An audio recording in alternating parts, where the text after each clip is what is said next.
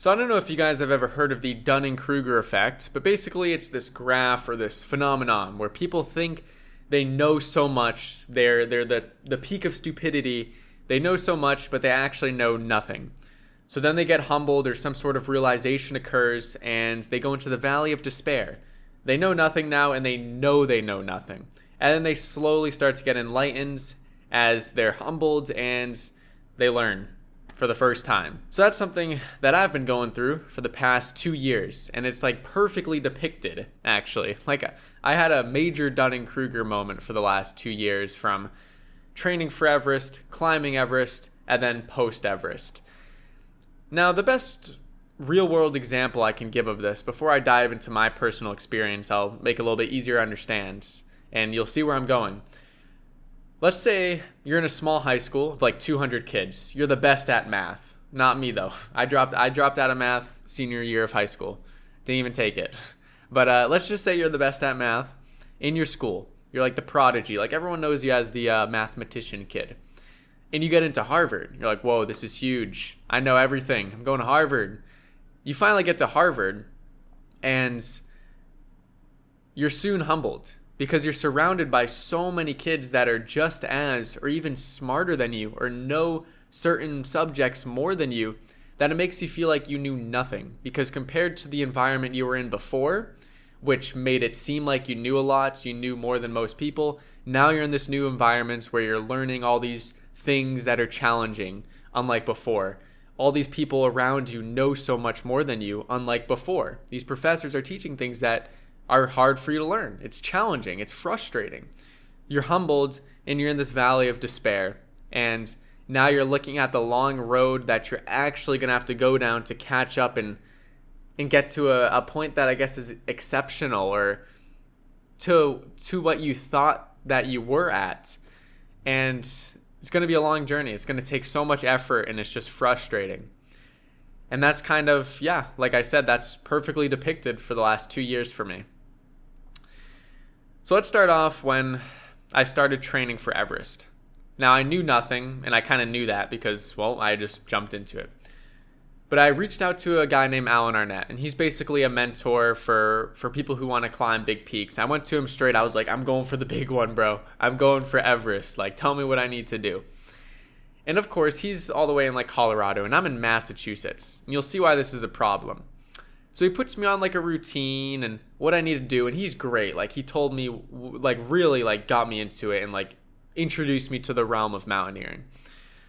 So I start doing what I need to do, right? I'm in Massachusetts. I really don't have a lot to work with. And I'm literally that kid in the math class with 200 kids who thought they knew everything. I have like an 850-foot mountain near my house. I'm going up and down all day. And really all I'm doing is working legs. And if you know anything about alpinism, mountaineering, and climbing, it's a little bit more than just being able to go up and down a hike. But that's practically what I was training. So I had a few preparation climbs, let's say, leading up to this. Like Chimborazo, Denali, which is great for Everest prep, and Aconcagua, which is also good. You see a good altitude. And I did pretty well on all of these. And you would say, oh, you did well on those, right? So you're going to have a lot of experience. Well, the issue is that it's the same thing as the mountain that I was on. I'm just walking up these mountains because they're guided. I was doing guided trips, and you really don't need to know a lot of technicals. It's pretty not easy. It's very hard, and it sucks. Like a lot of them just suck to do. It's, not the most fun activity. It's type 2 fun. But so much of the work, like the technical work, making the food, setting up the tents, rope work, is all done by the guides. Like you don't even have to dive or dip your toes into the realm of real mountaineering and alpinism to do some of these things when they're guided. And of course, you can see where I'm going with this. It's the same thing for Everest. It's guided. There's fixed lines. You have people making the food, boiling the water, setting up the camps. Did I mention there was fixed lines? Probably. And you kind of do just have to walk up it. Like it's extremely hard, and like I'm not trying to take away from like the achievement of Everest or whatever, and like I still feel achieved after doing it because it is extremely hard. But to say that it takes a significant level of experience, and a lot of people do think it does, nowadays just isn't true. And I wasn't really thinking about that. When I did it, I was like, this is awesome. It's Everest. It's like a giant mountain, biggest in the world. I wasn't really thinking about like how much more I needed to learn, how much of climbing I didn't know. After Everest, a few months later, I moved to Washington, and it's like a climbing state, right? So now I'm that math kid, and I'm going to Harvard, because I want to pursue alpinism and climbing more. Climbing goes so much deeper than just Mount Everest. One time someone was like, "Oh, what's next then? Like Everest is the tallest." Like, dude, the way I climbed Everest is like bottom of the barrel. There's so much more. And I kind of realized that as I get out here. I start doing a lot of climbs with Justin, like real alpine climbs. If you guys know Justin, he brings me up a lot of peaks around here. He's like my actual like in-person mentor who's taught me so much. I love the dude, great guy. I start doing a lot more climbs with him, and like I start seeing, I go to different climbing gyms, and I start talking to other people, and I realize like, dude, these guys are smart. Like they're very good climbers. And compared to what I knew on Everest and before Everest, I was like, I have so much more to learn.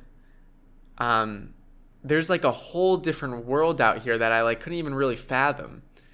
How some of this stuff is done, like rope work, actual like strength of, let's say like bouldering climbing is way different than alpine climbing an 8,000 meter, ice climbing, mixed climbing, all this stuff. It's like a whole other realm I unlocked moving out here. And all I had known prior to this was like walk up and down slope.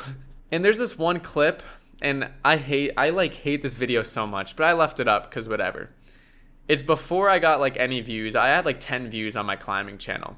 I made a video talking about my gear list, and I completely botched it.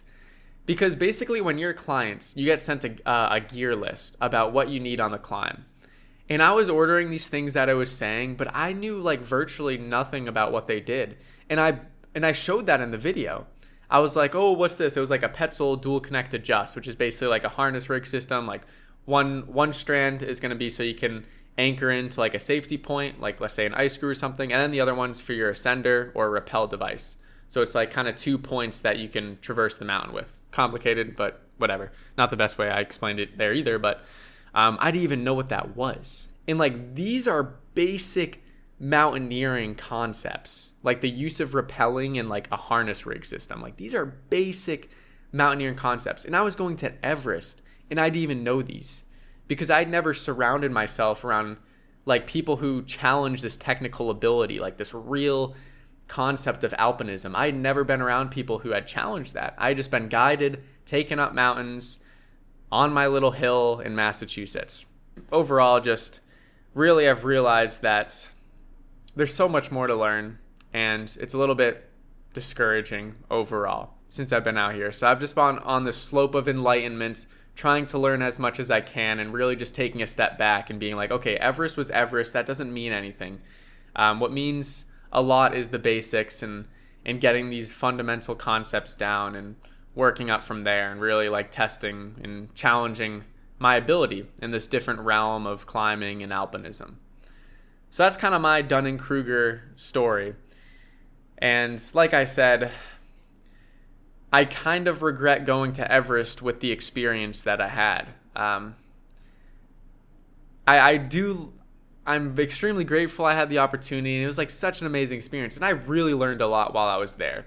But I feel like I learned too much while I was there. I should have known these things. So I regret going to Everest with the lack of experience that I had in the technical realm of mountaineering. I mean, gratefully I didn't need to know these things, but it's like just that idea that it was like, and maybe you're at like Harvard, and it's like this idea that you're at Harvard, you don't even know these things. You're on Everest, you don't even know these things. It's like, you didn't know these things. Like you did not. Like at the time you might have that Dunning-Kruger. Like you don't even think about the fact that you don't know these things. But afterwards it turns into like an imposter syndrome. I was like, what was I doing there? So yeah. But at the end of the day, I do think it's good to go through moments like these big humbling realizations and these slopes of enlightenment. Because it really does, you can either approach it two different ways. Like you can look at it as a really discouraging concept and it drives you away from trying to improve and do better, or you can really look at it and say, whoa, I need to surround myself in this environment more. Like this is a great place to grow. The past is the past. I might have known nothing. I might regret doing some things with the experience I had, or maybe I, could have been humbled earlier, but you really got to just go forward in that environment and like take the opportunity and really surround yourself with these different types of people that know more than you, so you can learn and get better and reach that slope of enlightenment. Because at the peak of stupidity you knew nothing, but the slope of enlightenment is where you're going to lock in.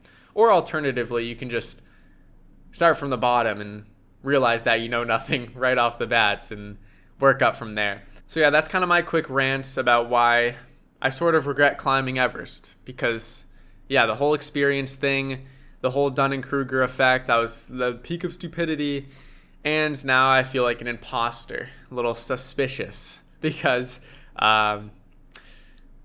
20 years ago I wouldn't have made it up to the next camp, and I feel like that's just like, dude, come on now. Anyways, that's my little yap for today, so appreciate you guys watching. Subscribe if you agree.